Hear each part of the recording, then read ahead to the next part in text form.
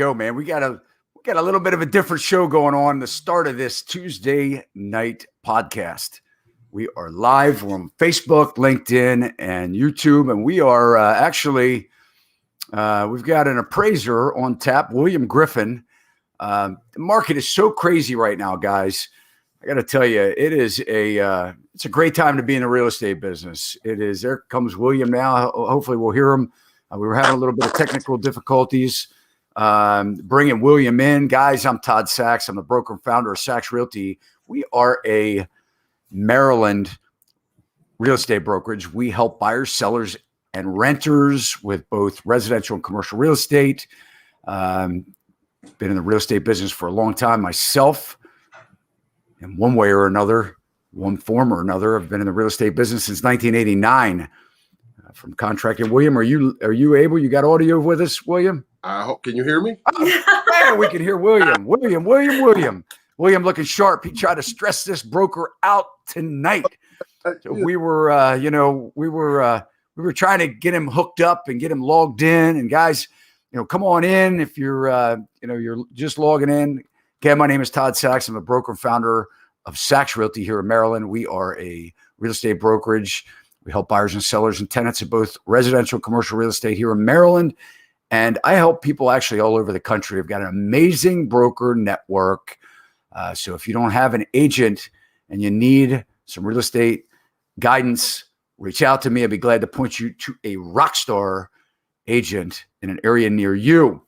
And tonight, we had a sales meeting this morning, and we're talking about appraisals.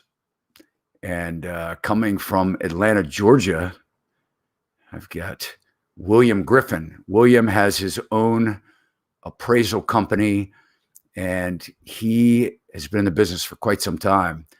And the big question now is, will my house appraise? Because the market is so hot that people are pretty much naming their price, and agents are putting prices on real estate. Prices that, I don't know, I guess this is a normal market, but what we knew 2 years ago or a year and a half ago is a normal market, but we're pricing these properties for top dollar and they're selling for even higher. Of course, the big question is, will it appraise? Because most of these buyers, everybody, they're getting mortgages and the bank has checks and balance systems in it, the appraisal, that William has to be in charge of to make sure it does appraise. So, William, welcome to tonight's podcast. Thank you for having me. I'm looking forward to this. I'm William Griffin of the William Griffin Appraisal Firm. I've been appraising property for about 20 years now. I really enjoy appraising property in the real estate market, and I'm kind of amazed at what's going on in today's market. And any questions that you have, feel free. Yeah, comment them in if you're watching on Facebook or LinkedIn or YouTube. Even if you're watching it after this live broadcast, we'll make sure that William's contact information is in the show notes. Sure, he'll be glad to answer any of your questions. If you're a real estate agent, you really need to tune in tonight, pay attention, because William is going to tell you how he appraises a property. And part of our job as professionals is to do, a comparative market analysis and really try and establish what the sellers should be asking, because we have to justify that. And really, you should be advising your buyers too, as to whether their offer is reasonable. And I know as an agent, we get creative now because we want our buyers to be successful. I was just talking with somebody tonight that 8 offers their buyer put in before they successfully got a deal. And, but William, we really appreciate you joining us this evening. And I know I have a lot of questions, and we're going to dive right in. Sure. And just give everybody a little bit of, some basis. I mean, you're an expert in your field. I mean, you went to school for this. You have to have, a lot of classes. You have to be licensed. You have to be certified. Just tell everybody so that they understand your words tonight. Let everybody know what it takes to be a real estate appraiser and, the responsibility that's on you. It's a serious responsibility. It's a serious, there are serious liabilities involved if this is done wrong. I am certified under the new appraiser certification rules. Before 2010, I think it is, all you had to take was a 100 question exam. You could have a high school diploma, and you could get a certification to be a certified appraiser. And after 2010, they came out with pretty much economic statistics, finance, accounting. Just a myriad of classes that you had to take, which pretty much equaled up to an associate degree, along with another 1,500 hours of appraisal courses. And I went that route. It was a much harder route, but it made me a much better appraiser. Um, Had to go back to college, get a degree, take some more appraisal classes, pass those classes, then take a 600 what was it, 6 hour 165 question exam, and it was the hardest exam I've ever taken. But the new certification requirements make for better appraisers because you learn a lot about the business, about how to write, how to speak, how to present yourself. I mean, just computers, it's everything. So, um, and I've been certified now for about 8 years, seven or 8 years, um, and I'm glad I went that route.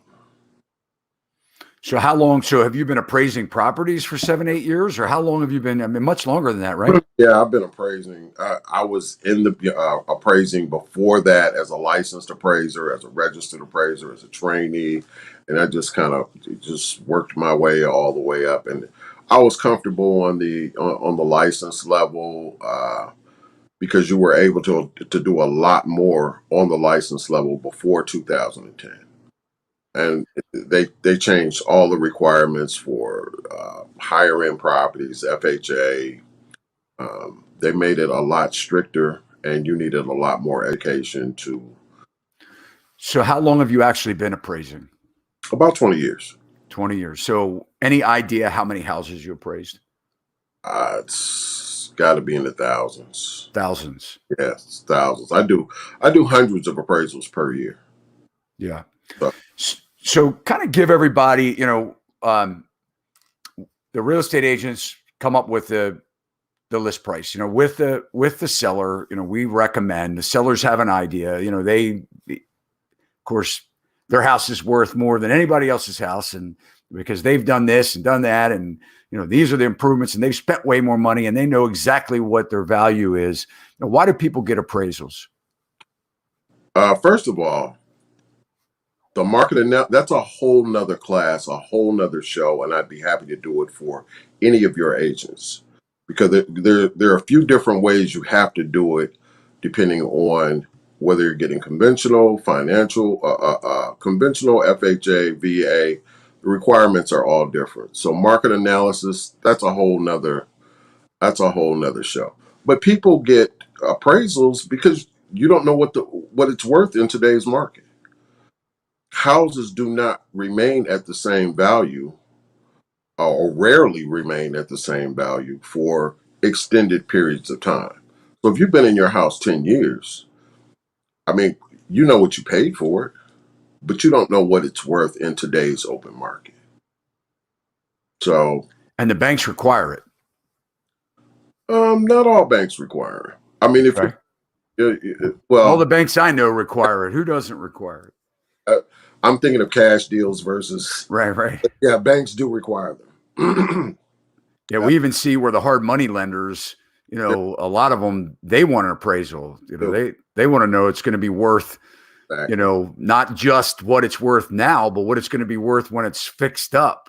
Exactly. right? So a lot of times you have to, if there's construction involved, you as the appraiser, you may be hired to do that after repaired value.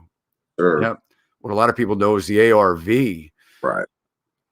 So let's just dive right in. So, I have a couple questions. As a real estate broker, I have to answer to you guys, right? And so do our agents. I mean, a lot of times, especially in today's market, sometimes appraisers call and I'm saying, all right, okay. How'd you come up with this? How'd you come up with your list price? But the first question that I have to ask, why is it that the appraisers get the contracts? Why is it that you're privy to the sale price? I've always wondered that because, like in my opinion, you should be able to do an appraisal and not worry about the sales price. Why is it that you guys get the contract? It's appraisal law. It's appraisal law. We have to know if there are concessions. We have to know terms of sale. We have to know interest rate. We have to know that this is whether it's an arm's length transaction or whether it's a sale amongst family. The contract explains a lot about the transaction we're doing. We have to know what kind of transaction we're doing. Well, why is it important? I have a feeling I know what you're going to say, but why is it important to know what the sold price? I mean, doesn't that taint your thoughts in the slightest? I mean, when you're looking at the contract price and you're looking at, oh, geez, this thing, you've got MLS access, right? Sure do.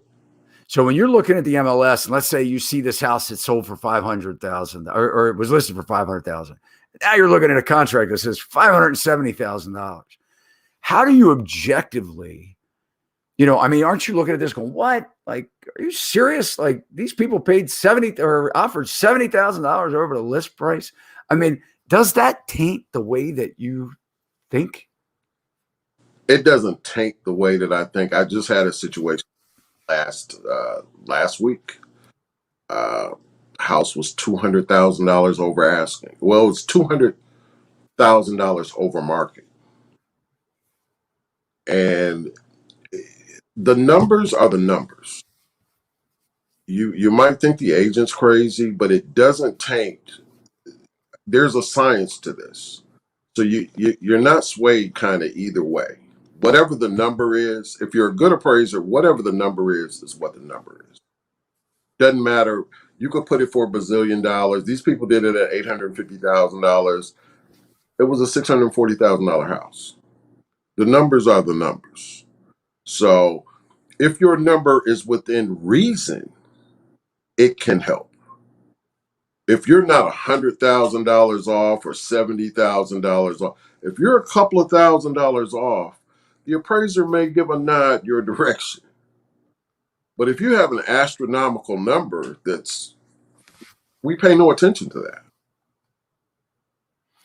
So what about concessions? I mean, what is the general consensus? I mean, the seller can give up to 6%, right, of the sale price. Right. When you're looking at that, you're looking at, and now it's not happening, but we're just kind of talking in general, just because I'm curious. I mean, but when you're looking at, okay, are you thinking to yourself, this buyer doesn't have any cash, are they getting themselves in trouble? They're like pushing the limit, they're stretching it. I mean, you're not thinking any of that. I mean, I know. Yeah. So I want to know, market determines on how I look at concessions. If it's a typical market where everybody's giving concessions, then you don't give it a second thought. If you're in a market where nobody's giving concessions and somebody's offering 6%, then you wonder. But most of the time, it just depends on the market. But I don't get into whether this person doesn't have enough money or we don't get into that. Yeah. It's just the rules and the roles have just changed so much throughout the years, I'll tell you when I do look at contract suspect, and that's when I see 100% financing. That's one thing that I'll raise an eyebrow over. If I see 100% financing, I'm going to think to myself, yeah, this guy may be in trouble down the road, or there may be something kind of flaky going on here. But 100% finance, that's the only thing that kind of concessions, depending on what the concessions are, and it's a concession market, we don't pay that any attention like that. Gotcha. And just so everybody knows, I mean, the buyer is paying for these appraisals, and it's really important also, guys, to know, because we'll get a seller that asks us all the time, should I get an appraisal? Or they'll say, I had an appraisal, and an appraisal may come in lower than what they are expecting, the sellers are expecting, and the bank is not going to take your appraisal as a seller. The bank. So I mean, William, now the banks, I mean, no one has any say other than the bank of who the appraiser is, correct? I mean, it's kind of like a random, you work for different lenders and they're calling you up directly. I mean, before, I guess in the old days, they would say, okay, we need this one, that one, you go do this one, you go do that one. Now it doesn't work like that, right? No, there has to be a buffer between the appraiser and the brokers and everybody else. There has to be, the law is there needs to be a buffer. Now, a private owner wanted to get a pre-listing appraisal, I could deal with the owner directly. But when we're talking about a financial transaction and an institution, there's going to be a buffer. Right. So anything that's like, especially federally regulated loans and things like that, any bank loan. Any bank loans.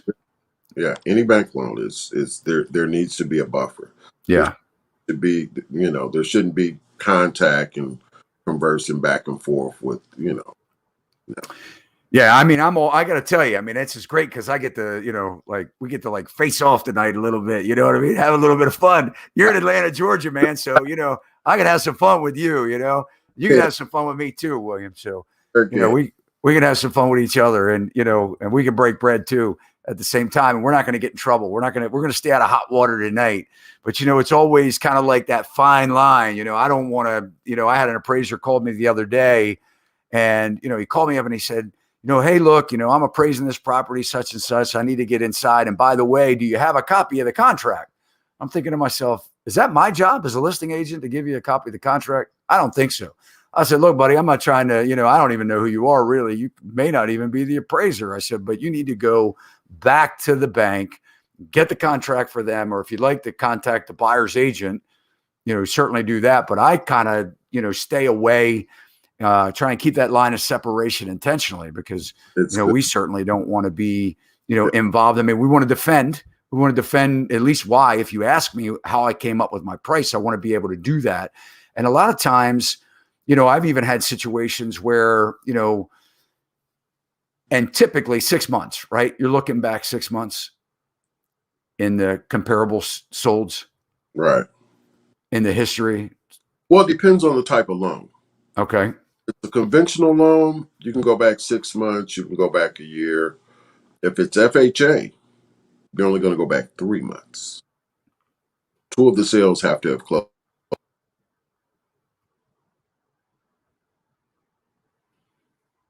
Did we lose you? I had to. Oh, there we go. But you look good too, man. I got to tell you, you're the fanciest guest I've had on the show so far. Man, usually I would have put my jacket on tonight if I knew I was going to see you log on like this, man. But FHA sales, and this is something else your buyers, your sellers, your agents will want to know is FHA and VA are going to be your strictest appraisals. You may get a higher value on a conventional loan just because you have that leeway, that 6 month leeway. But on FHA, VA, you have to have 2 sales within 3 months. So there may be better sales in that 4, 5, 6 month period that the appraiser wouldn't be able to use on FHA or VA that he could use on conventional.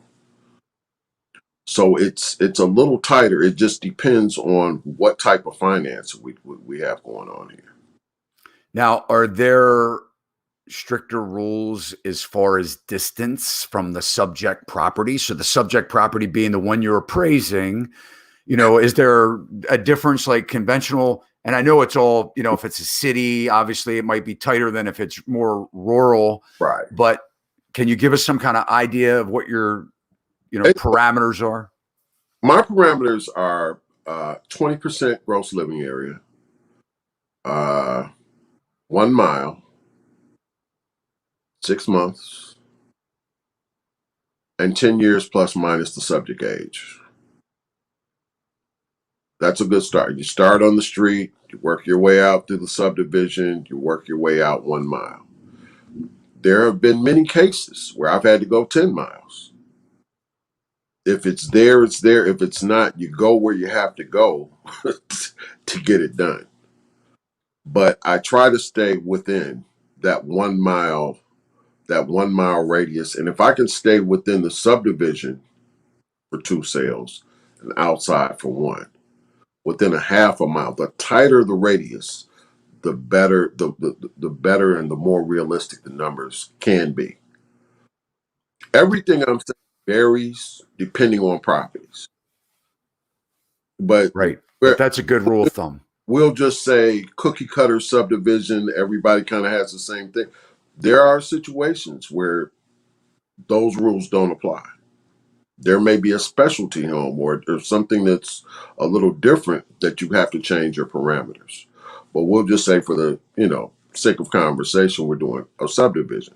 I'm going to start on the subject street. I'm going to dig around in the subdivision. Then I'll go outside of 1 mile. But your subdivision sales are going to be your indicators. And if they haven't sold in 6 months, I may scroll back a year just to see what the history of the subdivision has been. Yeah, well, if you went back a year now, boy, we might be in trouble. Well, sometimes you have to do that. Yeah. So, I'm going to ask this just kind of like a blanket question, and it may not be an easy one to answer, but if we had to put a percentage, of the houses that you're looking at in the last 30 days, what percentage would you say did not appraise for the contract price? Oh, it's a pretty decent. It's in the last 30 days. I don't know, 5%. Okay. So I don't think that's bad. It could be as high as 10. Okay. But some of the numbers were ridiculous. On those 10%, 5 or 10%. Overall number is 5 or 10%. But okay. the margins have been crazy. Last week it was $210,000 off. Yeah. And I want to talk about how these comparables are adjusting now, especially with, we're experiencing things called the gap from the appraised value to what they'll pay is a gap. So a lot of them are coming in, they'll say, I'll give you $30,000. I'll go in at this list price, which is way higher, but I'm going to put a little catch net in there. And I'm going to say, I'll give you $30,000 in cash over the appraised value. Right. And then we're going to talk about how that changes the new comps moving forward. And guys, if you're just logging on, this is a live show. So, we want to hear from you. Feel free, comment your questions in whatever platform it is that you're watching. If you're watching it post recording, post live, certainly put your comments in. We'll get answers for you. All of William's information will be in the show notes. He would love to hear from you. He's been doing this for a long time. And, as you can tell already, this guy, he knows his stuff. But what we're going to really kind of dive into is we're going to touch a little bit on everything here. We're going to talk about specifics like basements, finished basements, what kind of values they add, swimming pools, sheds, garages, lots, whether they're on steep inclines, hills, cliffs, whether that matters, wooded, shaded, sunny, We're going to get into some of those things. So, I really want the viewers to realize that nowadays banks, and I know you and I've, in our prior conversation, we talked about banks really, they have in-house appraisers now.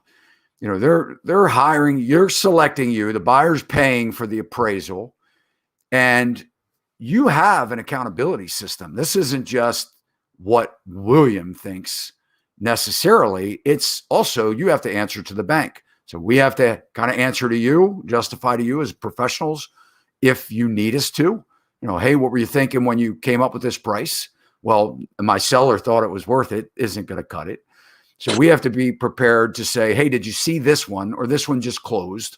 Or check this out. This is the square foot price, or this is how we came up with it. But explain to the listeners what is going on the banking side, because I think it was FHA or VA at first. They were the first ones to maybe bring in these in-house appraisers too, right? Maybe I'm wrong. Matt, what was the progression of that? With the Dodd-Frank rule, there ended up being a lot of appraisal management companies.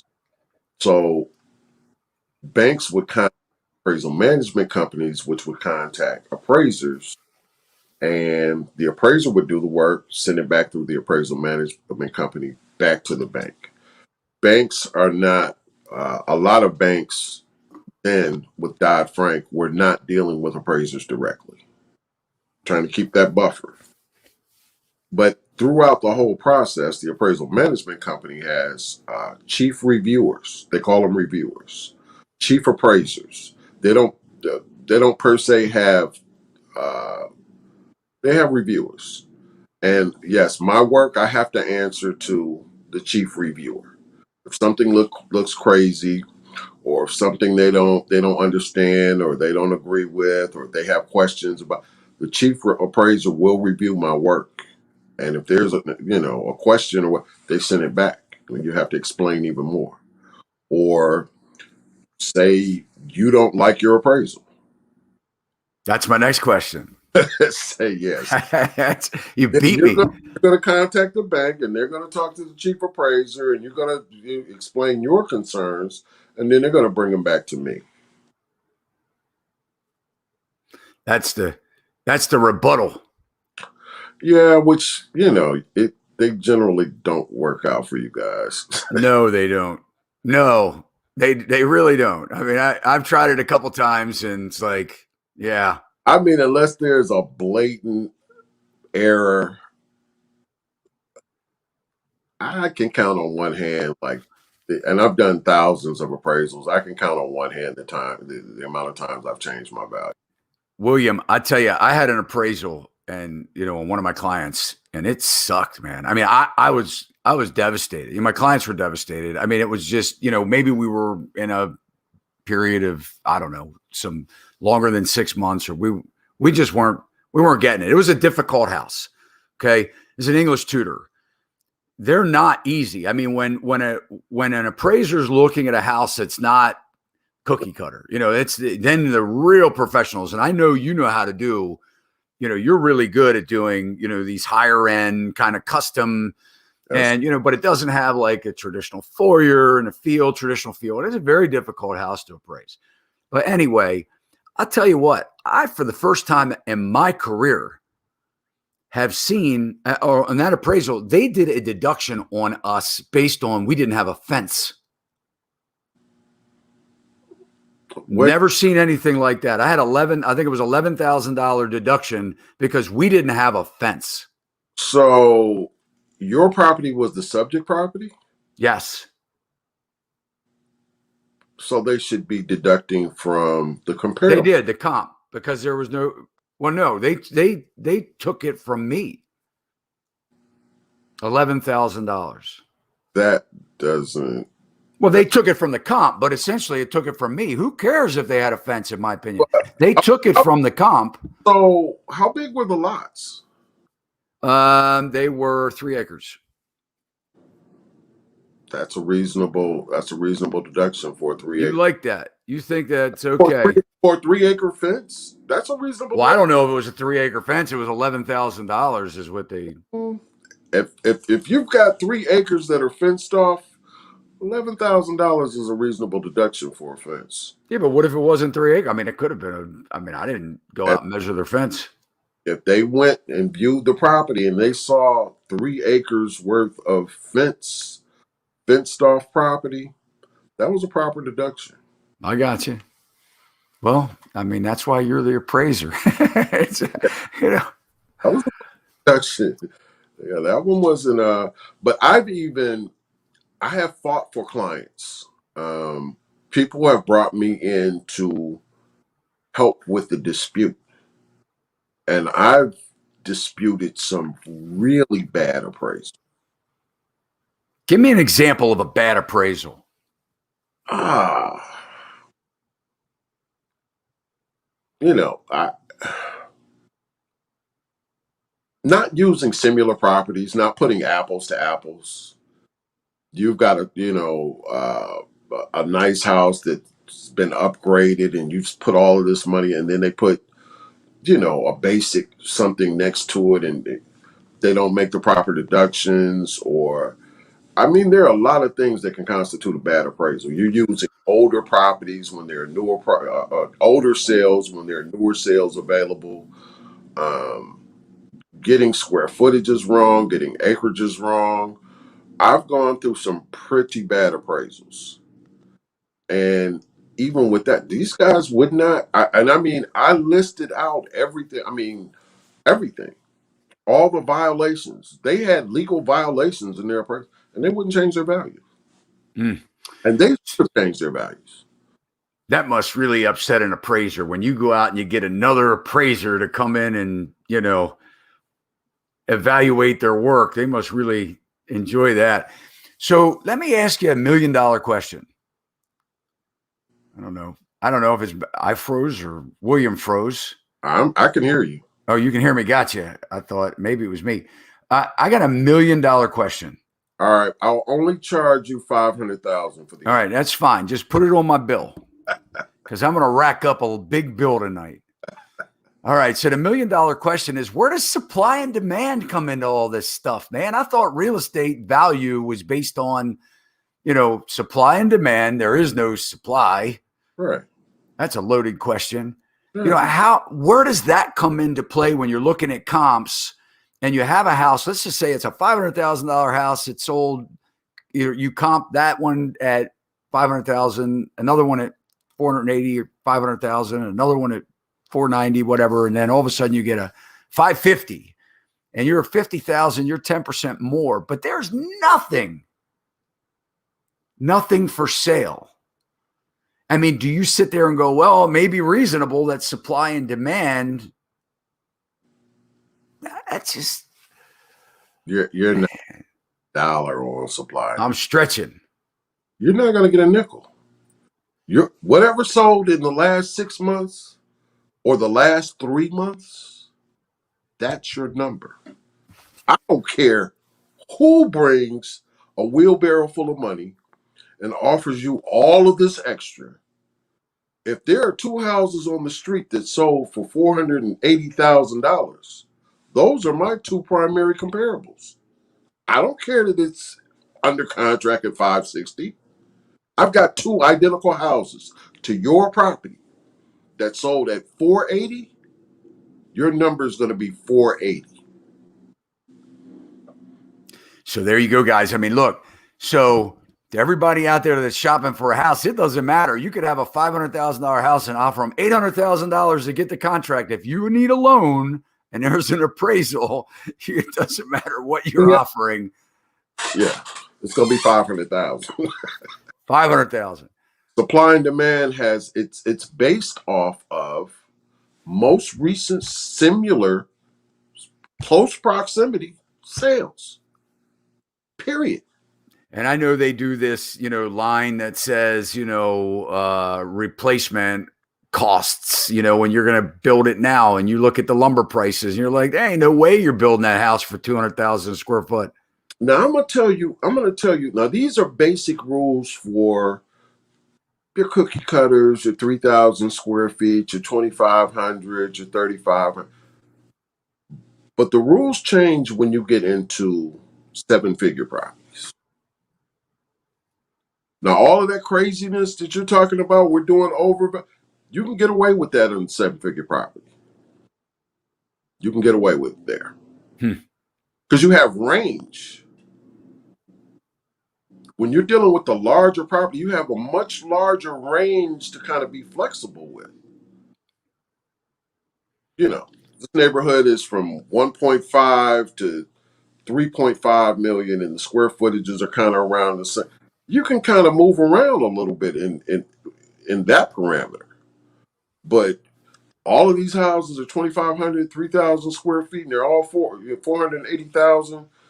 I don't care if he came with 560.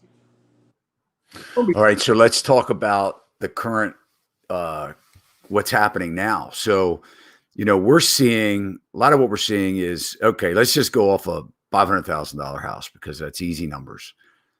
And, let's say, listing price is 500,000. Okay. And somebody comes in and they go, we'll give you $600,000 for the house, right? This is our offer. And we're going to do an as-is sale with an inspection with a right to terminate. What that means is, hey, you have your inspection in 10 days. You don't like it, you can walk. But you get beyond the inspection. You decide to move forward. If it doesn't appraise, it's not. If you're getting a loan and it appraises for 500,000, guess what? You get that house for 500,000. But let's just add this element in. Follow me here. So now the buyer, in order to get the house, says we're going to do an as-is inspection with the right to terminate, but we're going to do a gap. So if the house appraises for 500,000 and we're offering you 6, we will pay you up to $30,000 over the appraised value. So the appraisal comes in, William, at 500,000, and they put $30,000 in cash. And by the way, if you're an agent out there and you're doing this, you might want to check with the lender. If you're a buyer's or the seller's agent and you want to accept this deal, you better check with the lender that extra 30 grand that they're promising to pay isn't going to make them now unqualified for the loan. But now, William, what happens to that comp? Is the comp now 530 because they bought it for 500,000 and paid 30,000 more than appraised value for the house? Absolutely. But guess what? A real appraiser that does his due diligence is going to find out there was a backdoor deal and probably look at that comparable as an outlier. So let's talk about that. So you're saying now the next appraiser comes in because the house next door goes up for sale for 550. And you're saying that appraiser is going to look at that comp and try and figure it out and say, wait a minute, they paid $30,000 more than. I'm going to call you. You sold the house. I want to know what happened. Why is this $30,000 over market? You're going to tell me what happened. Now, if there's only one of those, it's an outlier. It's not interesting. It's not even really it's a usable comparable, but it's kind of not, because all these other sales are typical sales. There are no backdoor shenanigans going on with these. So these are what the typical market is doing.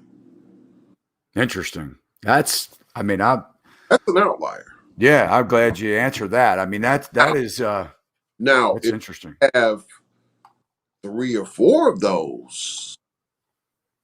Now we kind of have to look at it like, well, this is kind of what the market is doing.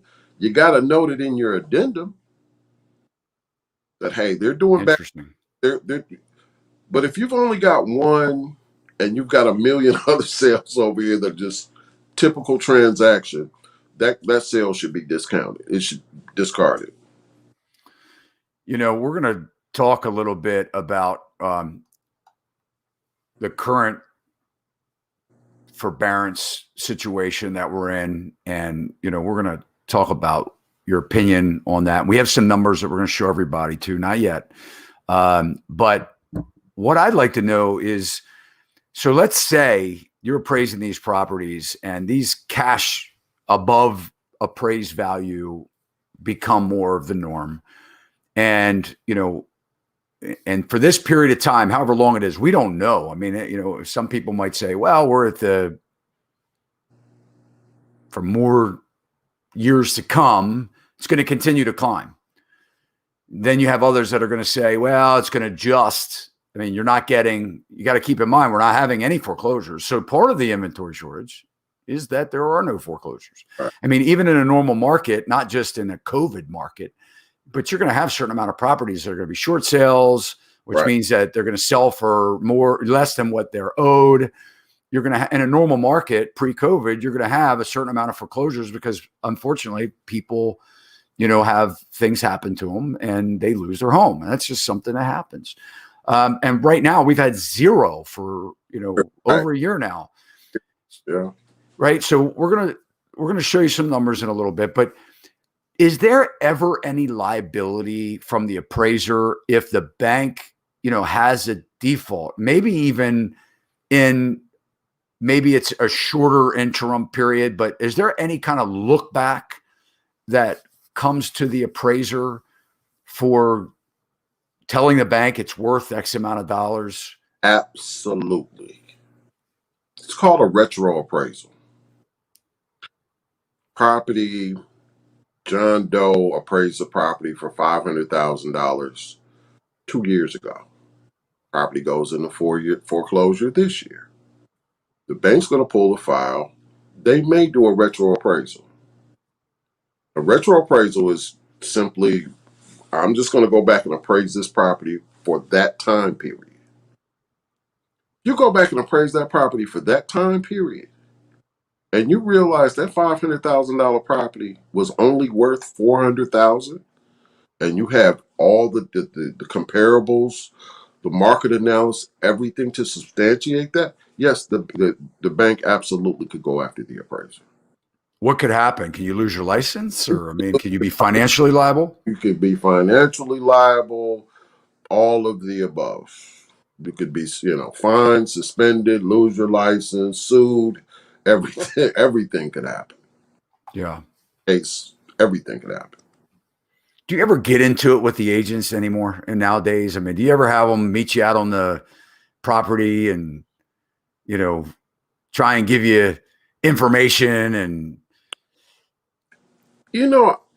I have a lot. I've had agents, as a matter of fact, I had a couple of agents last week. I have agents that try to test my knowledge, or they try to snowball me into thinking, oh, this particular area is unique and special. No, the whole country is hot right now. It's not this particular area is doing better than everywhere else. Everywhere is hot. Or they'll say, I did what do they call modern homes? The contemporary, the box made out of aluminum and all. Do you have experience doing I did a $3 million modern home last week. So yeah, it's not a problem. But they try to, test your knowledge is what I'll say. I can imagine. I bet, especially now in this market, because they're trying to obviously, imply that they want you to know this house is worth way more than you're probably going to think. And they want me to feel like they know more about this market and these particular properties than I do, who have done 1,000 of them. Right. Right. Exactly. So yeah, I've had, Well, I call them run-ins, but I've had some kind of bantering going back with a couple of agents a little bit. Well, before we get into, diving into how you value certain things like basements and land and things like that, let's just go ahead and pull up that slide on the forbearance, because I know this is something that we talked about, and I did come up with a little bit of the Mortgage Bankers Association And you can go to their website. You can just Google Mortgage Banker Association, and up will come current data that they publish based on loans. And there's a lot more information than what I have here, but I just wanted to kind of give the audience some kind of an idea of, and this is current, this is as of May 30th, the total loans, and these are approximate numbers, but the total approximate loans and forbearance is about a little over 4%. And then really the other highlight that I wanted to show is that there's different stages of forbearance. And about 11% of those loans in forbearance, 11.1%, they're in the initial forbearance plan stage. So 83.2% of them are in an extension. So they had gone into forbearance, their time came up, and they extended for whatever reason. They couldn't pay their mortgage. And then the remaining 5.7 are in forbearance re-entries. Maybe they were trying to pay their mortgage and then something happened and they've re-entered forbearance. Well, they say that this is going to come to an end on June 30th. Who knows? I personally, I'm not a betting man. I've always been terrible at betting, but I think it may get extended. Some people are saying this is it. So at some point, I mean, when we're seeing, the possibility of foreclosures hitting the market, this is going to be added inventory. And the question is, does it cool off? Does that put enough homes on the market, or will it get absorbed and the market continue to rise? So, William, do you have any, looking at this slide, I mean, is this surprising to you? It is. When COVID first started, I really, really thought the bottom was really going to drop out of the real estate market. And I would have bet we would have had a substantial number of, not like the '06, '07, '08 numbers, but I thought the numbers would have been a lot higher than what I see here. With the lack of inventory, I think we're going to just take a little small setback. I think even foreclosures are going to, the banks are going to get, they're going to get some decent, they're going to get some decent dollars for these. I mean, they won't be discounted like '06, '07, '08. And I think some areas are going to go untouched.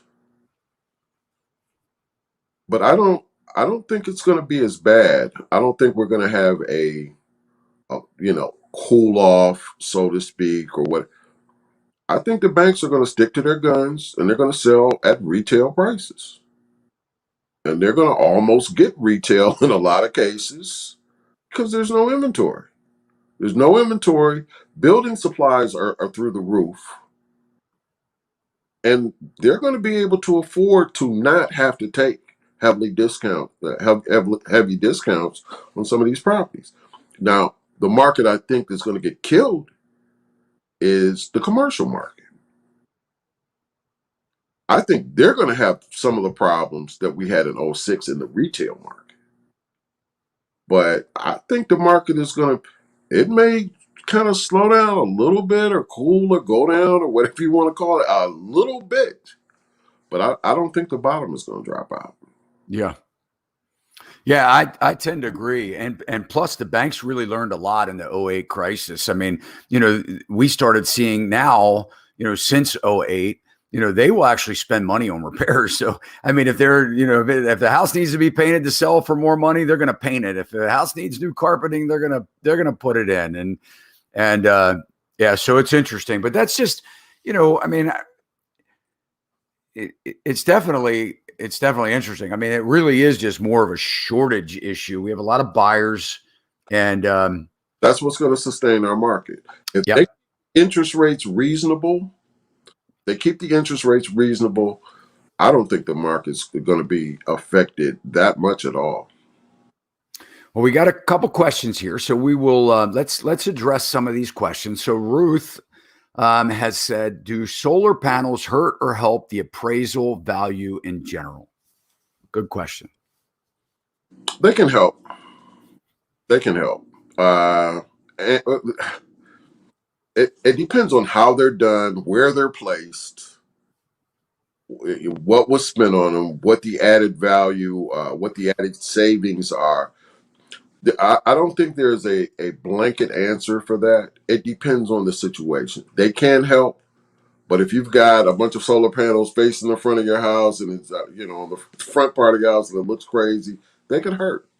Even though they're expensive and they're saving you money and all kind of stuff. If they're an eyesore, they're going to have a negative impact on market. And it depends on the market as well. If we're in a windmill market where people are doing green energy and that kind of thing, hey, it could be great. But say you're urban or suburban where nobody wants to see that, it could be a problem. So I don't think there's a blanket answer for that one. In certain markets, they can help. Does it matter if they're leased or bought or owned? Do you look at whether there's a existing lease on them, or does that not matter? I mean, to be honest with you, I have not done that many properties that have solar panels on them like that. But it would be clearly based on market. If it was a suburban neighborhood where everybody did it and it was widely accepted, then great. If it was in a suburban neighborhood where it's not accepted, it could hurt marketability. So we have another question here, and thank you, Ruth, for that. Dan has asked, he's interested to see what your opinion is on the difference in how a house is constructed, whether it be traditional wood framing or ICF insulated concrete forms. I've been told that banks appraise concrete houses up to 20% higher for multiple reasons. And also, do the Energy Star rated houses or net zero homes add a significant value to the appraisal? Thank you, Dan, for that question. Great questions. Concrete is definitely going to be appraised higher than wood or anything else. Concrete, brick, those are going to, they're going to be worth more. Energy Star, energy efficient homes, smart homes, all of those homes in that category absolutely are going to have some added value. Would you say it would be as high as 20%, or do you think that's a stretch? Seems high to me. Well, again, you can't do a blanket because you don't. You have to know the square footage of the house, the size, where it's placed. There are a lot of different factors that go into what you would give it. Great. Thank you for that. Dan and Douglas has asked, if you can only get a value equal to the highest recent sale, how do prices rise? Great question. Well, it's not actually the highest sale because if you don't, it has to be the highest two sales. And even still the same. So how do the prices rise? Is there a percentage that you will grant automatically over that? Or how do you come up with that? That comes into the question, I think, really, when you're close, when you said that the agent is close, you're stretching a little bit. Sometimes you would make that concession. Is that one of the ways that it can rise? You're that close. If you're that close, we're not going to kill your deal over that close. What's that close? Small percentage. A small percentage. 2%, 5%? Again, it depends on the situation, the home, the condition of the home, the market. You can't blanket answer that because every scenario is different. But homes within a reasonable reach of whatever the high sale is or whatever the reasonable sales for the area is. If it makes sense, you would, especially if they've done improvements or, something to justify it. Give me something to justify it, make it reasonable, and maybe it'll happen. So how do they rise? How do home sales rise? So if we're going off of this recent solds, how is it that every year over the history, of since we've been tracking it, they've gone up in value? That's some markets go up, some don't. Some stabilize, some go backwards. I guess so. Yeah. I mean, I guess they can. If your major employers leave, they go backwards. Yeah, some go backwards. So it's not all markets increase in value. Um, uh, yeah, because we can't say across the board that all markets increase in value. Some go backwards, some just remain where they are, and some increase. The ones that increase,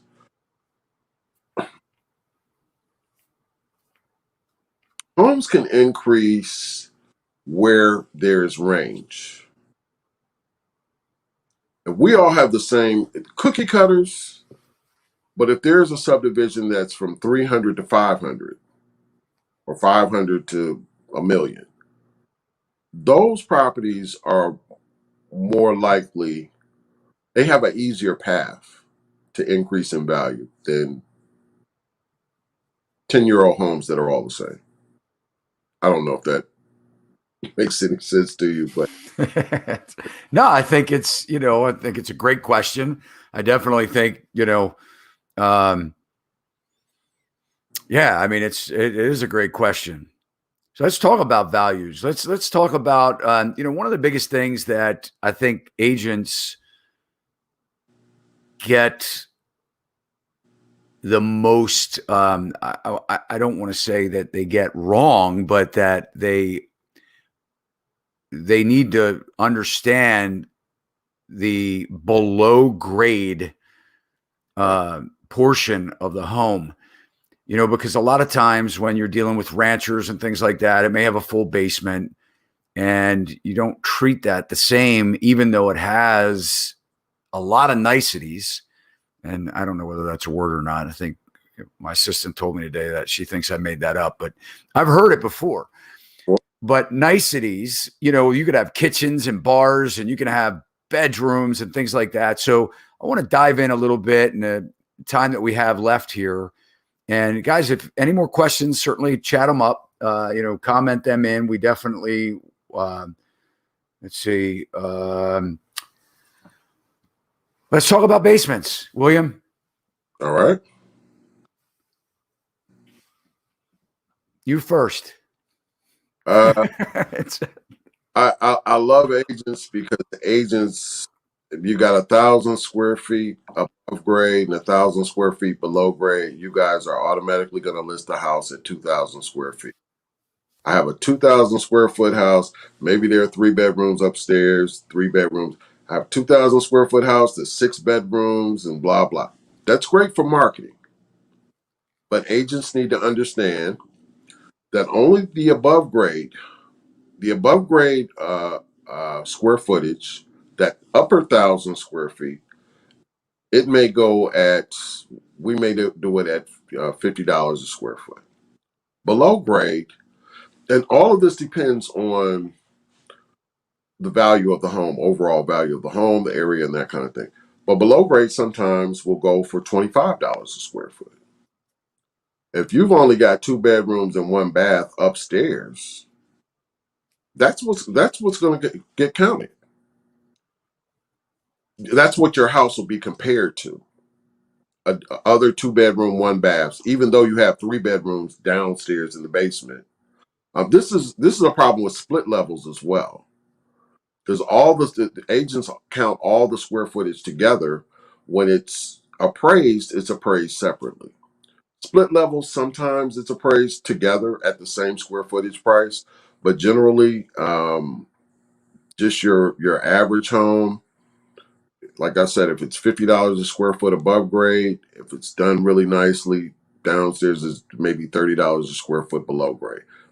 Your larger homes, your half million, 700, 800, $1 million, those get counted differently. It depends on the quality of the finish. It's $100 upstairs above grade. You may give them $90 below grade because the finishes are about the same and they're very expensive finishes. But most of the time, people lose money on basements. Basements are kind of for your finishing basements. You don't get dollar for dollar back on a lower end home. Higher end homes, you'll get close. You may get your money back, but on lower end homes, you won't. A lot of times you end up taking a loss. I think that's a great point because, a lot of times people say, well, I put this money into my basement, and it's not about what you spend. Not everything is constructive. Not everything's going to give you a return or you're going to get out what you put in. A lot of these spaces we're developing for us to live, right? Not someone else. They're your own personal taste or,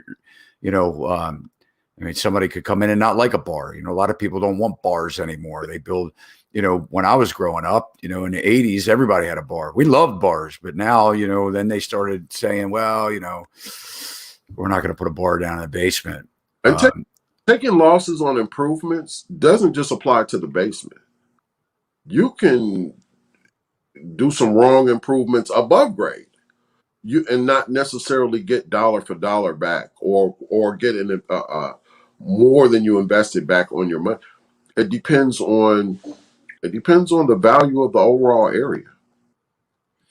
So just so everybody knows, what if it's only a little bit below grade? The basement's out of the ground, but it's still a couple feet below grade. Is that counted below grade square footage? I'd have to see the house. I'd have to see the house and the scenario. But but I generally just count above grade. If it's a little below, count above grade separately. And so below grade. From a marketing perspective, agents always combine both. And that's okay for marketing, but understand when you're pulling your comps, understand that you need to pull comps that are equal to what's upstairs. Those are your base comps. It's got, 1,000 square feet upstairs, 3 bedrooms, 2 bath. Those are going to be your comps. It's not going to be the 6 bedroom, 5 bath. Those aren't your comps. So let's talk about, we got another question that just came in here. Christopher, thank you for your question. It seems to me the banking process would include the bank knowing the latest price.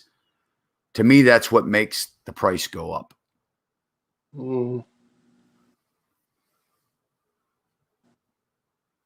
I don't quite understand that one, but the bank wouldn't know. That's why the bank brings the appraiser in, because the bank doesn't know the price. If the bank knew the price, they wouldn't need appraisals. Gotcha. Yeah. So let's talk about bedrooms, and thank you, Chris, for that question. Let's talk about bedrooms in the basement. Okay. So what constitutes a bedroom? I hear, so many differences on this. They say, well, if it has a closet. I don't know that that's true because a lot of old houses don't have closets. So they might not have a closet in the upstairs bedroom, but give us a rundown on when you're looking at a bedroom or what an agent is calling a bedroom or advertising as a bedroom. What does that, what do you consider a bedroom in the basement? Closet and a window, good ingress, egress. You don't have to go through a room to get to it, But a closet and a window basically is a bedroom. Okay. What if it doesn't have a window? Then it's not a bedroom. Not a bedroom. What if it has a big door right outside the bedroom door that they can get to outside? Would that be considered egress? Well, Yeah, it would. But I'm pretty much, I'm looking for a closet and a window. Mm-hmm. If it's got a door, I'm going to call it something else. It's going to be a family work dentist. But if it, So here, the local code, and it's probably everywhere. It's probably, I mean, these codes are like international now, but window is 5.7 square feet of opening. And the way it's been described to me is, and you say, well, geez, people, I mean, you don't need that much room for most people to get out of a window. But they say that it's not just a matter of the person getting out, but if an actual firefighter or somebody was coming in to save the life, they need to be able to climb in and climb out with the person. So are you looking for true, opening, or can it just be just a small window and be considered a bedroom? it's going to be a decent sized window. I mean, you can't have a cubby hole, and I'm going to call it a. It's got to be a real, a decent sized window. But if it's got windows and a closet, but no, I'm not unless it's FHA. Now, if it's FHA, you're going to have to do probably what you're talking about to code. Yeah. If it's conventional and it has a decent sized window and a decent sized closet, it can be a small closet. As a matter of fact, it doesn't even have to be a decent closet. It's got a closet, a small window. We can call that. But people get the whole bedrooms only really count a whole lot to me in condominiums. When you're doing condos, bedroom count is really, really important. You got to compare bedroom to bedroom. And when you're dealing with really small houses, but the square footage is the square footage. However you want to chop it up is how you chop it up. If it's 1,000 square feet and it's 4 bedrooms and 2 baths, or if it's 1,000 square feet and 3 bedrooms and 2 baths, that that doesn't really make a difference. So you're primarily looking at finished square feet above grade Of and grade, establishing that value. right? Well, So don't the basement counts now. The basement, and I've got to have at least one or two in that report that have either an unfinished basement if your basement is unfinished, or if it's finished, I've got to have at least one or two in the report that are similar that way. But whatever the tax records say, the above grade square footages, whatever the measurements say, the above, that's what it is. all right, you just hit on something, and this is a big question because what happens when you're looking at the square footage. Let's just say it's 1,600 square feet on tax record above grade, Okay. and you get there and you measure it out, and it's 2,600. Okay. And are you starting to think, where did they build an addition and not alert the county? Yeah. Do you ever get into a situation where you're looking at it and raise a flag to say, they had this sunroom on the back or this finished space and the tax record doesn't reflect it? Does that raise a red flag? I'm gonna go to the I'm gonna go to the tax records and I'm gonna see if permits have been pulled. Um, and you can see if permits have been pulled to do an addition. But yeah, I'm gonna. Is that expected of you from the bank? I mean, is that kind of like a, like I don't know if the bank expects it, but appraisers need to do due diligence. mm-hmm. That if you show up and there's an extra 1,000 square feet here, yeah, you've got to ask some questions. and the assessors, they make mistakes all the time. They get square footages wrong all the time, but they're not going to be 1,000 square feet off. Well, they could be 1,000 square feet off. I had a situation where but it was a 8,000 square foot house. So, and they were 1,000 square feet off. But Maybe somebody didn't have a tape measure when they were building it. well, They just decided to they copied the push first. it out. They just duplicated the first floor, and the second floor wasn't the exact same as the first floor. Oh, gotcha. So how about let's just kind of talk briefly on, what kind of is it good to have a swimming pool? Bad to have a swimming pool? Do you add any money for that, or do you take away? It depends on the value range of the house. So no, you're not taking away square footage. I mean, you're not taking away value for a swimming pool unless it's an old, beat up safety hazard. But a swimming pool on a $300,000 house, you may get $25,000 value on it. Right. You spent 100. That you may get $25,000. You get into your larger, more expensive properties, 7-figure properties, and they have an infinity pool, and all. That's where they add value, and that's where you're going to see some substantial dollars. Maybe a spa or something like that. It's right. Pools, you generally finished basements and pools, you lose money on an average house. When I say $250,000, 300,000, you're probably not going to get dollar for dollar back on that. But you're in a 7-figure home, and like I said, you have specialty tile work or stone work and all of that. Those pools are valued more. So, William, what about garages? Does it matter if it's attached, detached? Is there a difference in value with that? I don't. Attached is better, but I don't discount it if it's detached. Yeah, if it's attached is much better, but I'm not gonna kill you if you have, because some with craftsman style homes now, a lot of those have detached garages.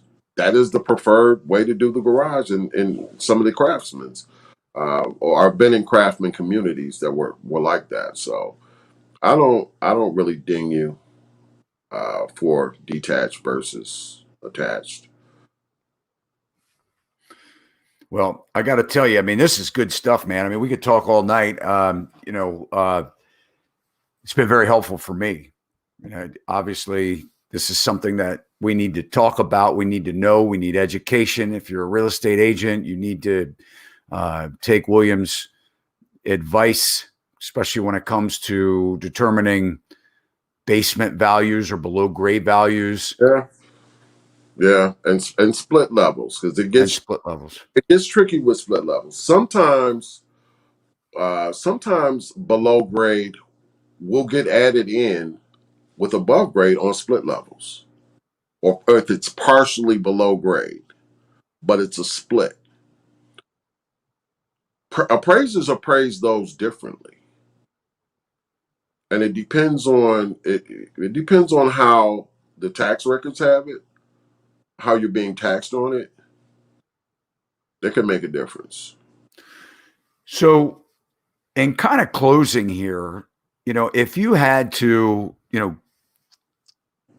say what is the most important in valuing what a seller can do to increase the value, or what an agent can suggest to their sellers to maximize, to kind of assure that they're going to get the highest appraised value besides above grade finished square footage, what would you say that they can do to add the most value?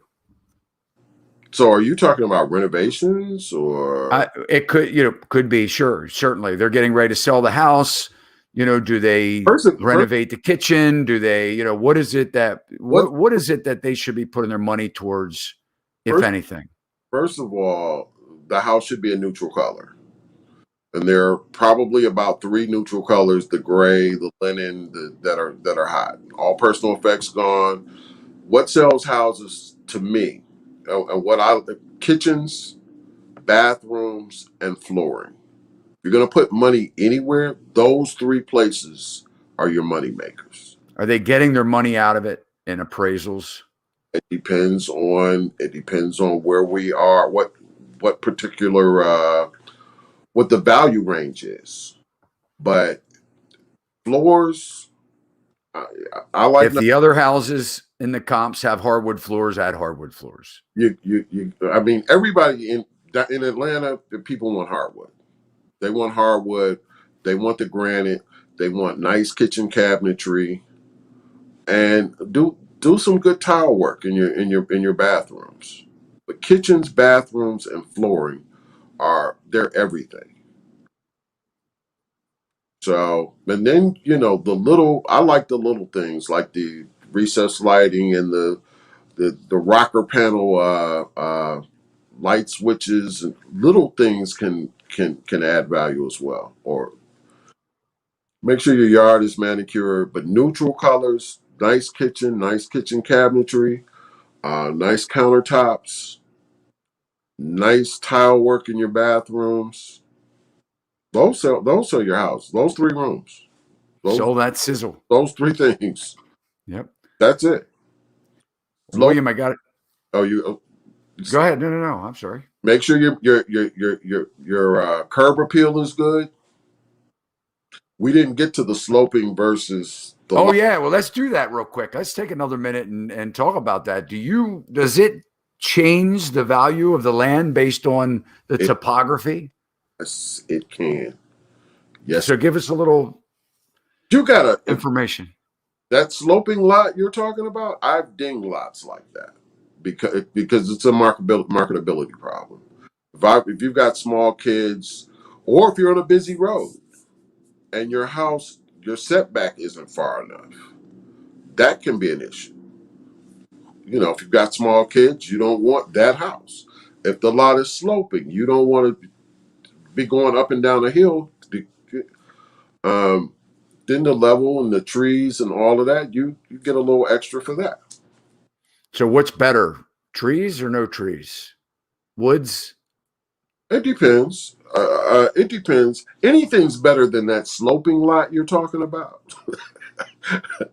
That is the worst lot ever. So you're getting dinged on an appraisal. Yeah.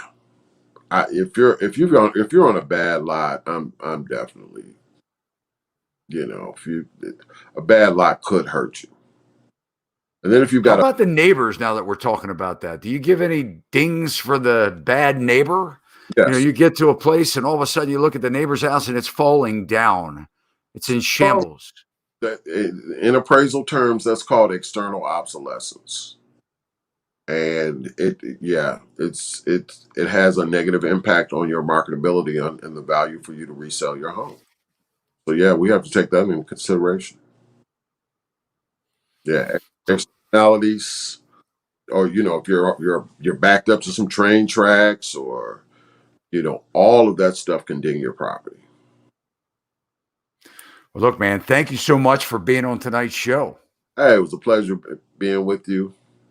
This is great. I mean, we'll definitely keep in touch. And guys, like I said, all of William's comments will be in the show notes of tonight's podcast, no matter whether you're listening video or audio. One of the ways that you can really help us out is to give us a thumbs up if you like this video. We appreciate it. It lets YouTube or Facebook or LinkedIn know to like the video. It lets them know that you want to hear more content like this and can help them to suggest content for you. But it also lets us know that you like what we're bringing to you. And guys, we really appreciate you. If you haven't done so, we'd appreciate also a like, subscribe, or follow. And William, thanks again. No problem. It was nice to be with you guys. Yep. And guys, we'll see you next week.